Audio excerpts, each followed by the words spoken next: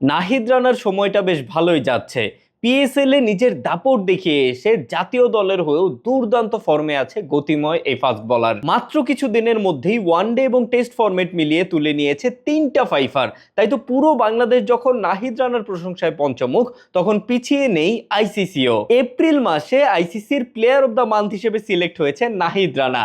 হ্যাঁ, আমি জানি যে এটা খুব আহামরি বড় কোনো বিষয় না, আবার ফেলে দেবার মতো কোনো ছোট বিষয়ও কিন্তু না। আইসিসির এই প্লেয়ার অফ দ্য মান্থ কিন্তু কোনো কান্ট্রি কিংবা কন্টিনেন্ট হিসেবে সিলেক্ট করা হয় না, বরঞ্চ পুরো আন্তর্জাতিক ক্রিকেটে যত প্লেয়ার আছে তাদের মধ্যে থেকে ওই মাসের জন্য মাত্র 2জন প্লেয়ারকে player of the month select করা হয়, একজন মেল ক্রিকেটার, একজন ফিমেল ক্রিকেটার। তো পুরো এপ্রিল মাস জুড়ে দুর্দান্ত পারফর্ম করে আইসিসির প্লেয়ার অফ দ্য মান্থ হিসেবে সিলেক্ট হয়েছে নাহিদ রানা। তবে নাহিদ রানাই কিন্তু প্রথম বাংলাদেশি না যে আইসিসির প্লেয়ার অফ দ্য মান্থ হিসেবে সিলেক্ট হয়েছে। এর আগেও মুশফিকুর রহিম এবং মেহেদী হাসান মিরাজও কিন্তু একবার করে প্লেয়ার অফ দ্য মান্থ হয়েছে। এবং এই তালিকায় কিন্তু বাংলাদেশি 2জন নারী ক্রিকেটারও আছে, নাহিদা ইসলাম এবং সোবানা মোস্তারি। তবে এই অবধি একমাত্র বাংলাদেশি হিসেবে 2বার আইসিসির প্লেয়ার অফ দ্য মান্থের খেতাব পেয়েছে সাকিব আল হাসান, এবং সাকিবই সর্বপ্রথম কোনো বাংলাদেশি হিসেবে আইসিসির প্লেয়ার অফ দ্য মান্থের খেতাব পেয়েছিল।